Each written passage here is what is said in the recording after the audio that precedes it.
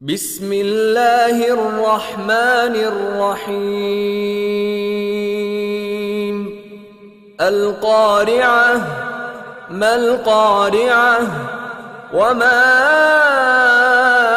أدراك ما القارعة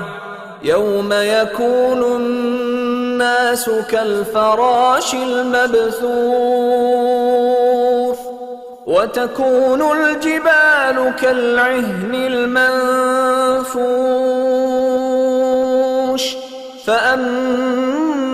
من ثقلت موازينه فهو في عيشة راضية وأما من خفت موازينه